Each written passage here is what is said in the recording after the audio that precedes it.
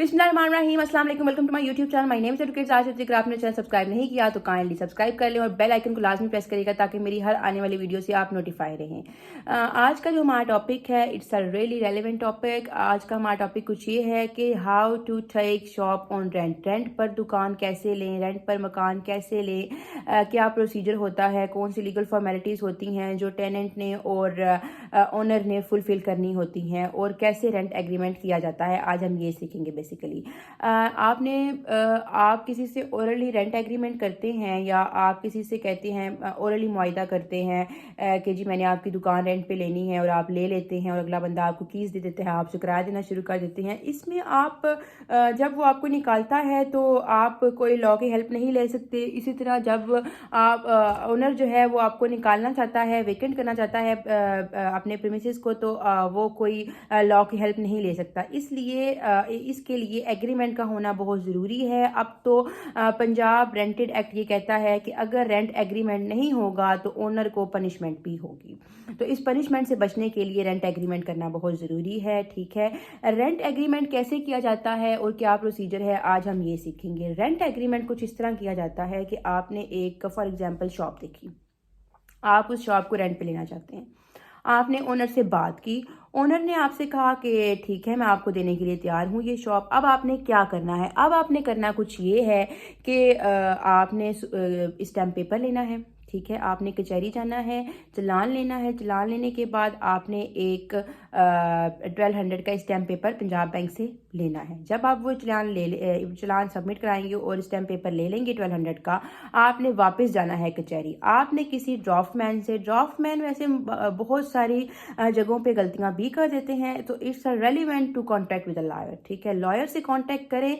जब आप लॉयर से कॉन्टैक्ट करेंगे तो वो लॉ की फॉर्मेलिटी पंजाब प्रीमिसेस एक्ट के हिसाब से ही फिल करेगा, जो आपकी राइट एंड ऑब्लिगेशन है, तो उससे आपको बेनिफिट भी होगा। ठीक है, अगर फॉर एग्जांपल आपको फ्यूचर इवेंट में कोई मसला आता है, आप उनसे कहें कि मेरा ये रेंट एग्रीमेंट ड्राफ्ट कर दें, वो आपका रेंट एग्रीमेंट ड्राफ्ट कर देंगे। रेंट एग्रीमेंट ड्राफ्ट कराने से पहले जो आपको डॉक्यूमेंट चाहिए वो ये है कि आपका CNIC, जो आपकी बिजनेस हैं उसका ओनर के पास प्रूफ होना चाहिए कि मैं ही वाकई में इसका ओनर हूँ। अगर वो ओनर नहीं है, अगर वो सबलेट कर रहा है तो उसके पास भी सबलेट का प्रूफ होना चाहिए। या फिर अगर वो किसी के बिहाफ, मतलब मेरी चीज़ है तो मैं इधर नहीं रहती, फॉरेन कंट्री में रहती हूँ, तो मैंने अपने ब्रदर को ये चार्ज दिया हुआ है कि मेरी प्रॉपर्टी को वो रेंट आउट करे, तो मेरा brother has power of attorney for this, उसके पास मेरी पावर ऑफ अटार्नी होगी इस प्रॉपर्टी को रेंट आउट करने के लिए। तो वो वाला डॉक्यूमेंट ओनर के पास होना चाहिए। अगर वो खुद ओनर नहीं है, सब ओनर है। ठीक है, अगर तो वो खुद ओनर है तो फिर उसके पास जो रजिस्ट्री है वही काफ़ी है।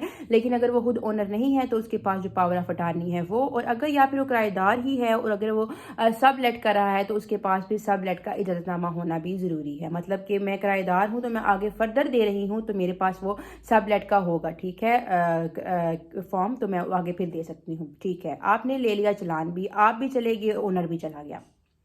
अब आपने ड्राफ्ट करना है। ड्राफ्ट करते वक्त वकील साहब उसमें क्या क्या मेंशन करेंगे, उसमें फर्स्ट मेंशन किया जाएगा आपका नाम, ओनर का नाम। ठीक है, सेकंड इसमें मेंशन किया जाएगा जो प्रॉपर्टी आप ले रहे हैं उसका एड्रेस, उसकी मेजरमेंट। ठीक है, उसका कंस्ट्रक्शन क्या हुई है, घर है, फ्लैट है, शॉप है, क्या है। ठीक है, वो लिखा जाएगा। For how long you are taking on rent, आप कितनी देर के लिए रेंट पर ले रहे हैं वो चीज़ मेंशन की जाएगी। फॉर 1 ईयर, फॉर 2 ईयर, आपको कितनी देर के लिए रेंट पे दिया जा रहा है, 2 साल के लिए, 1 साल के, जितनी भी रेंट के लिए दिया जा रहा है वो लिखा जाएगा।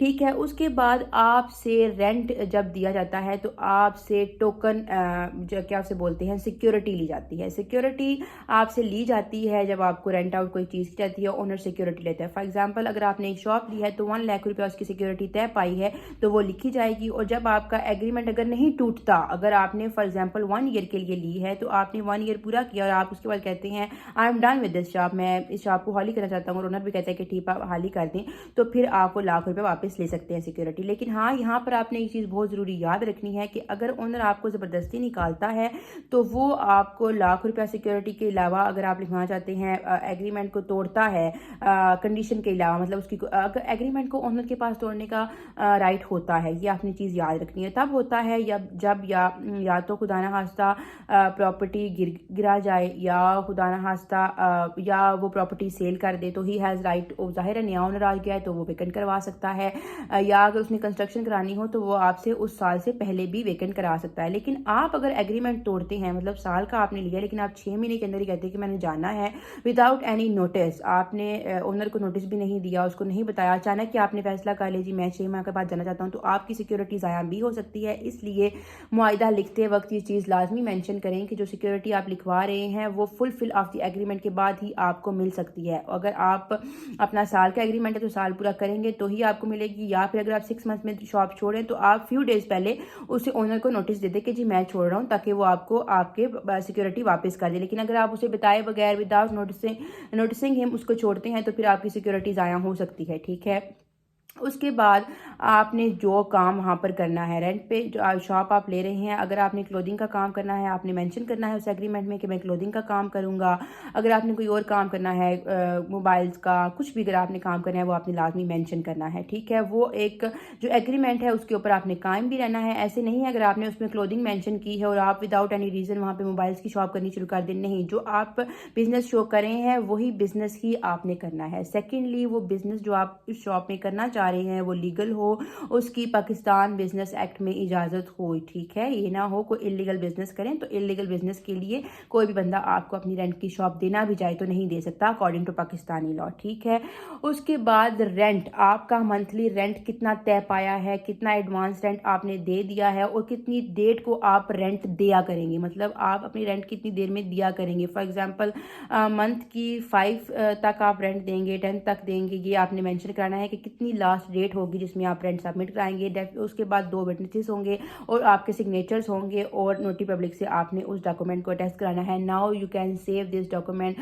To you. ठीक है, आपने इस डॉक्यूमेंट को अपने पास सेव कर लेना है। ठीक है, अदरवाइज आप इसे रजिस्टर भी करवा सकते हैं, लेकिन उसकी भी इतनी ज़रूरत नहीं है कि वो बहुत लॉन्ग प्रोसीजर रहता है। जो अभी प्रैक्टिकली चल रहा है वो यही है कि आप उस एग्रीमेंट को अपने पास सेव कर लें या ओनर उसको सेव कर लें। This is a procedure how you can take shop anything on rent. I hope आपको मेरी ये वीडियो पसंद आई होगी। Please don't forget subscribe my channel. अपना बहुत सा ख्याल रखिएगा, दुआ में याद रखिएगा। अल्लाह हाफिज़।